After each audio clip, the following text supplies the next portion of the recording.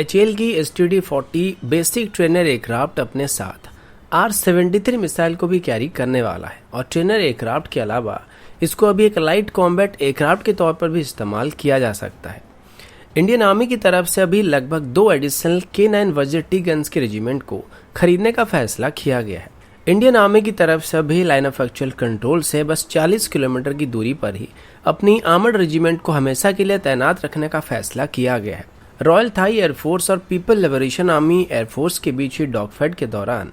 People Liberation Army Air Force के pilots की एक बहुत बड़ी कमजोरी सामने आ चुकी है और अंत में 2022 के अगस्त से पहले इंडियन नेवी में INS विक्रांत के साथ साथ S3 क्लास की न्यूक्लियर सबमरीन को भी शामिल करने का प्लान किया जा चुका है। ऐसे ही कुछ और खबरों के बारे में हम आज की वीडियो में बात करने वाले हैं। नमस्कार दोस्तों, मेरा नाम है अंशुमन नाइक और आप सभी का बहुत बहुत स्वागत है इंडियन डिफेंस न्यूज के डिफेंस टॉक सीरीज में, जहां पर हम रोज नए नए डिफेंस अपडेट्स के बारे में बात करते हैं। तो चलिए देर न करते हुए आज की वीडियो शुरू करते हैं। आज की पहली update STD-40 basic trainer aircraft को लेके। पिछले हफ्ते आपने सुना होगा एचएएल की तरफ से अपनी STD-40 बेसिक ट्रेनर एयरक्राफ्ट की स्पिन ट्रायल को कंप्लीट कर लिया गया था और अभी इसे जल्दी से ही सर्टिफिकेशन भी मिल जाएगी, क्योंकि इसकी सभी ट्रायल अभी कंप्लीट हो चुके हैं, जिसके बाद इसको सबसे पहले इंडियन एयरफोर्स में शामिल करना शुरू किया जाएगा। इसी साल की शुरुआत में ही एरो इंडिया शो के दौरान ही इंडियन एयरफोर्स की तरफ से लगभग 70 के आसपास STD-40 बेसिक ट्रेनर एयरक्राफ्ट को खरीदने के लिए इंडियन एयरफोर्स के पास एक RFP को सबमिट किया गया था, जिसके बाद अभी एडिशनल 38 एयरक्राफ्ट को भी आगे चल के खरीदने के लिए प्रोविजन रखा गया है। इसी बीच एचएएल की तरफ से कुछ इनपुट सामने आए थे, जिसमें ये बताया गया कि ये लोग अभी STD-40 का एक वेपनाइज्ड वेरिएंट को डेवलप करने की कोशिश कर रहे हैं और एचएएल मेनली इसको एक्सपोर्ट करने के लिए डेवलप करने वाला है, क्योंकि इंडियन एयरफोर्स की तरफ से अभी STD-40 की वेपनाइज्ड वेरिएंट को लेके कोई भी स्टेटमेंट नहीं दिया गया और ना ही इंडियन एयरफोर्स को आगे चल के इसकी वेपनाइज्ड वेरिएंट की जरूरत पड़ने वाली है। पर ऐसे बहुत सारे देश है जिनके पास टाइट बजट रहती है और वो बड़े साइज की फाइटर जेट को खरीदने के लिए सक्षम नहीं है। यहाँ तक कि तेजस की स्टैंडर्ड की फाइटर जेट के लिए भी उनके पास पैसे नहीं है। तो उनके लिए अभी एचएएल की तरफ से STD-40 का एक वेपनाइज्ड वेरिएंट को डेवलप करने की कोशिश किया जा रहा है। एचएएल के मुताबिक STD-40 2 बम्स के साथ साथ 2 R-73 मिसाइल को भी कैरी कर सकता है और अभी जो भी इसको ऑपरेट करने वाले हैं वो फ्यूचर में चाहे तो इसको आर्म्ड वर्जन में कन्वर्ट कर सकते हैं और मॉडिफाई कर सकते हैं, क्योंकि इसकी ओरिजिनल एयरफ्रेम को अभी 2 बम्स और 2 मिसाइल के साथ साथ ड्रॉप टैंक को भी कैरी करने के लिए बनाया गया है। तो भले ही इसको ट्रेनर एयरक्राफ्ट के तौर पर अभी इस्तेमाल किया जाए, लेकिन जरूरत पड़ने पर इसको किसी भी वक्त एक वेपनाइज्ड एयरक्राफ्ट के तौर पर भी इस्तेमाल किया जा सकता है। अगला अपडेट K9 वज्र टी गन्स को लेके। आप सभी को पता होगा कि ऐसे 100 गन्स के लिए इंडियन आर्मी की तरफ से 2017 में ऑर्डर को प्लेस किया गया था, जिनको हनवा डिफेंस और L&T के द्वारा जॉइंटली मैन्युफैक्चर किया जा रहा था और L&T की तरफ से वक्त से काफी पहले इनकी डिलीवरी को भी कंप्लीट कर दिया गया है। इसके बाद जब लद्दाख में फेसअप चल रहा था, उसी दौरान ही भारत की तरफ से इन गन्स को लद्दाख में टेस्ट किया जा रहा था और अभी आर्मी की तरफ से बताया गया कि टेस्टिंग के दौरान इसके रिजल्ट को काफी अच्छा पाया गया था, जिसके बाद अभी आर्मी एडिशनल K9 वज्र टी गन्स को खरीदने के लिए कोशिश कर रही है। अब भारत में जिन K9 वज्र टी गन्स को बनाया गया था उनमें 50% के आसपास इंडिजिनस सिस्टम का इस्तेमाल किया गया था, साथ ही 80% के आसपास इंडिजिनस वर्क पावर को वहां पे इस्तेमाल किया गया था। L&T की तरफ से दिए गए स्टेटमेंट के मुताबिक इन गन्स की टेक्नोलॉजी को हनवा डिफेंस की तरफ से L&T के साथ पूरी तरीके से शेयर किया जा चुका है और इंडियन आर्मी को जिन गन्स को L&T की तरफ से लोकली मैन्युफैक्चर करके डिलीवर किया गया था, उन सभी में L&T की तरफ से लगभग 14 मेजर कंपोनेंट्स को इंडिजिनस सिस्टम के साथ रिप्लेस किया गया था, जिनको भारत में ही मैन्युफैक्चर किया जा रहा था। वैसे तो आपको पता होगा कि एक 155 mm 52 कैलिबर की गन है और ये गन्स नॉर्मल राउंड के साथ लगभग 40 किलोमीटर के आसपास और स्पेशल राउंड के साथ लगभग 50 किलोमीटर तक स्ट्राइक कर सकते हैं और अभी आर्मी की तरफ से ऐसे 40 और गन्स को खरीदने का फैसला किया गया है। अभी तक इसकी 5 रेजिमेंट को आर्मी में शामिल किया जा चुका है और हर एक रेजिमेंट में 20 गन मौजूद रहते हैं। तो अभी यहाँ पे एडिशनल 2 और रेजिमेंट को खरीदने के लिए आर्मी की तरफ से ऑर्डर को प्लेस किया जाने वाला है। अगला अपडेट भी आर्मी की तरफ से। चाइना के साथ चल रही फेसअप के दौरान हमने ये देखा कि चाइना बहुत ही जल्द लाइन ऑफ एक्चुअल कंट्रोल में अपने डिप्लॉयमेंट को कर सकता है और तिब्बत ऑटोनोमस रीजन में चाइना की तरफ से काफी हेवी डेवलपमेंट किया जा रहा है, जिस वजह से चाइना जल्दी से अपने ट्रूप्स को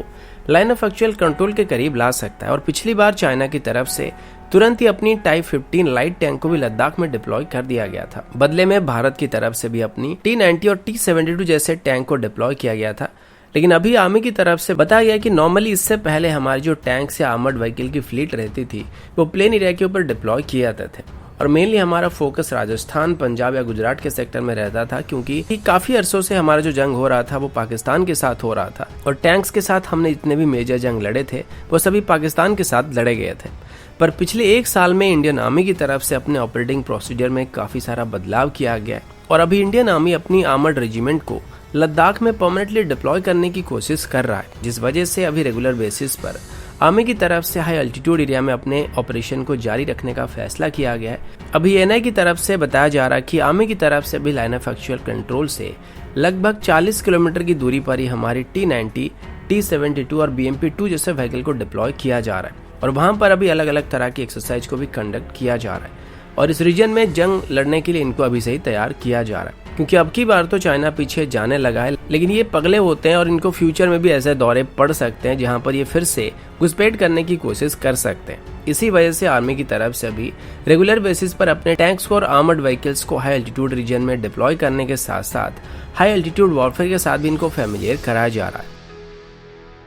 अगला अपडेट चाइनीज एयरफोर्स को लेके 2015 में चाइनीज एयरफोर्स और थाईलैंड की एयरफोर्स के बीच एक एरियल एक्सरसाइज को कंडक्ट किया गया था, लेकिन इसके रिजल्ट को काफी दिनों तक पब्लिश नहीं किया गया था। फिर 2019 के एंड तक इसकी कुछ रिपोर्ट सामने आए थे जिसमें ये बताया गया था कि रॉयल थाई एयरफोर्स और पीपल लिबरेशन आर्मी एयरफोर्स के बीच हुई इस फ्रेंडली एक्सरसाइज के दौरान Chinese Air Force Royal Thai Air Force से बुरी तरीके से पिट गया था। अब इस एक्सरसाइज की बात करें तो इसको 2 हिस्सों में किया गया था, जिसमें इसको टोटल 7 दिनों तक कंडक्ट किया गया था और उन 7 दिनों में से पहले 2 दिनों में पीपल लिबरेशन आर्मी एयरफोर्स के J-11 फाइटर जेट्स बुरी तरीके से रॉयल थाई एयरफोर्स की ग्रिपेन्स की बैंड बजा रहे थे और पहले 2 दिनों के अंदर पीपल लिबरेशन आर्मी एयरफोर्स की J-11 ने रॉयल थाई एयरफोर्स की 16 ग्रिपेन को मार गिराया था, जबकि ग्रिपेन्स की तरफ से एक भी J-11 को डिस्ट्रॉय नहीं किया गया था। इसी दौरान ग्रिपेन में M9 साइडविंडर मिसाइल लगा हुआ था, जबकि J-11 में PL-8 सीरीज के मिसाइल लगे हुए थे। इसके बाद जब BVR डॉग फाइट को शुरू किया गया तब रॉयल थाई एयरफोर्स की तरफ से गेम को पूरी तरीके से शिफ्ट कर दिया गया और आने वाले 5 दिनों में रॉयल थाई एयरफोर्स की तरफ से चाइना के लगभग 41 J-11 को डिस्ट्रॉय किया गया था। बदले में J-11 ने बस 6 ही ग्रिपेन को मार गिराया था। इस दौरान ग्रिपेन में एमरा मिसाइल लगे हुए थे और J-11 में PL-12 सीरीज के मिसाइल लगे हुए थे। लेकिन जब ये डाटा पब्लिश किया गया था तो उसमें ये बताया गया था कि BVR फाइट में जब कोऑर्डिनेशन अटैक को सिमुलेट किया गया तो पीपल लिबरेशन आर्मी एयरफोर्स के पायलट्स की परफॉर्मेंस काफी खराब रह रहा था और उनके बीच कोऑर्डिनेशन की काफी कमी थी, जिस वजह से वो ना तो सही तरीके से दुश्मन को स्पॉट कर रहे थे और ना ही सही तरीके से मिसाइल को इवेट करने वाले मैन्यूवर को कर पा रहे थे। इसी वजह से रॉयल थाई एयरफोर्स के पायलट्स ने लगभग 41 J-11 को 5 दिन के अंदर ही मार गिराया था। इसी वजह से अभी डिफेंस जानकारों का ये कहना है कि अगर इंडियन एयरफोर्स और पीपल लिबरेशन आर्मी एयरफोर्स का आमना सामना हुआ तो इंडियन एयरफोर्स के Rafale People Liberation Army Air Force के लिए एक नाइटमेयर बनने वाले हैं और मेट्योर मिसाइल और इसकी स्पेक्ट्रा इलेक्ट्रॉनिक वॉरफेयर सिस्टम की वजह से ये लगभग पीपल लिबरेशन आर्मी एयरफोर्स के किसी भी फाइटर जेट को मार के गिरा सकते हैं। फिलहाल इंडियन एयरफोर्स के बाकी सभी फाइटर जेट के खिलाफ चाइना की J-20 के पास थोड़ा बहुत BVR एडवांटेजेस रहने वाला है, लेकिन राफेल के साथ अगर J-20 को 1v1 एंगेज किया जाता है तो ये J-20 के लिए भी खतरनाक साबित हो सकता है। लेकिन फिलहाल सवाल ये है कि चाइना अभी बल्क में J-20 को इंडक्ट कर रहा है, जो कि फ्यूचर में राफेल को आउट नंबर कर सकते हैं, जिस वजह से इंडियन एयरफोर्स को अभी कम से कम 100 के आसपास राफेल को अपने फोर्स में शामिल करने पर फोकस करना चाहिए। अगला अपडेट इंडियन नेवी की तरफ से है। मीडिया रिपोर्ट के मुताबिक 2022 के इंडिपेंडेंस डे से पहले इंडियन नेवी में 2 बड़े इंडक्शन होने वाले हैं, जिनमें से एक तो हमारा INS विक्रांत होने वाला है और दूसरा हमारा nuclear power ballistic missile submarine INS Arihant होने वाला है, जिसको अभी S3 का नाम दिया गया है। INS विक्रांत के बारे में आज ही हम लोग बात कर चुके हैं। फिलहाल कल तक इसकी पहली फेज की सी ट्रायल को कंप्लीट कर दिया गया था, जिसके बाद आगे चल के इसके कई सारे कॉम्प्लेक्स ट्रायल होने वाले हैं। नॉर्मली इसकी सी ट्रायल कम से कम 100 दिनों तक कंडक्ट किया जा सकता है, जिसमें अलग अलग तरीके के ट्रायल होने वाले हैं, जैसे कि अभी इसकी propulsion system, power generation system और डिस्ट्रीब्यूशन सिस्टम को टेस्ट किया गया था और आगे चल के मे भी इसकी फ्लाइट ट्रायल या रडार या सेंसर वगैरह को टेस्ट किया जा सकता है, लेकिन इसमें थोड़ा वक्त लगने वाला है क्योंकि अभी इसमें रडार या फिर इलेक्ट्रॉनिक सिस्टम वगैरह इंस्टॉल नहीं किए गए। इसी वजह से इसको अगले साल की अगस्त तक नेवी में शामिल करने का प्लान किया गया है। दूसरी तरफ अगर S3 की बात करें तो इसका हवा ट्रायल पिछले साल से ही शुरू कर दिया गया था और काफी हद तक इसकी सी ट्रायल को भी सीक्रेट रखा गया था और कुछ र्यूमर भी सामने आए थे जिसमें बताया गया था कि चाइना के साथ चल रही फेसअप के दौरान ही इसको नेवी की तरफ से अपनी पहली ऑपरेशन मिशन में डिप्लॉय किया गया था और बाद में बस इसको फॉर्मली नेवी में शामिल करने का प्लान किया गया था। ये कम से कम 12 K-15 submarine launched ballistic missile को कैरी कर सकता है जिनकी रेंज लगभग 750 किलोमीटर के आसपास है, या फिर ये 4 K-4 मिसाइल को भी कैरी कर सकता है जिनकी रेंज लगभग 3500 किलोमीटर तक होने वाली है और इनको मेनली भारत न्यूक्लियर डिफेंस के लिए इस्तेमाल करने वाला है। अगला अपडेट भी इंडियन नेवी की तरफ से है और अभी हम इंडियन नेवी को लेकर 2 अपडेट्स को एक ही हेडलाइन के अंदर निपटाने वाले हैं। सबसे पहला अपडेट तो इंडियन नेवी और यूएई की नेवी के बीच होने वाले एक नेवल एक्सरसाइज को लेकर। सैटरडे को ही अबू धाबी के कोस्ट में इंडियन नेवी और यूएई की नेवी के बीच एक जॉइंट एक्सरसाइज को किया गया था जिसमें इंडियन नेवी की तरफ से INS कोची पार्टिसिपेट कर रहा था और यूएई की तरफ से इसमें एक अल दफरा नाम की कॉर्वेट शिप पार्टिसिपेट कर रहा था और साथ ही पैंथर हेलीकॉप्टर पार्टिसिपेट कर रहे थे। इस एक्सरसाइज का नाम जय तलवार रखा गया था और इसके अंदर naval tactical manoeuvres, over the horizon target tracking, search and rescue या फिर इलेक्ट्रॉनिक वॉरफेयर जैसे एक्सरसाइज को कंडक्ट किया गया था। दूसरी तरफ पिछले हफ्ते मैंने आप सभी को बताया था नेवी की तरफ से अभी अपनी ईस्टर्न फ्लीट की टास्क फोर्स को अपनी आर्कटिस्ट पॉलिसी के अंदर साउथ चाइना सी रीजन में भी डिप्लॉय करने का फैसला किया गया था और अभी ये टास्क फोर्स ब्रुनोई में जाके पहुंच चुका है। अभी इसमें इंडियन नेवी की फ्रंटलाइन फ्रिगेट INS सिवलिक और anti submarine warfare corvette INS Kadmat participate करने वाला है और वो अभी रॉयल ब्रुनोई नेवी के साथ एक जॉइंट नेवल एक्सरसाइज को करने वाले हैं।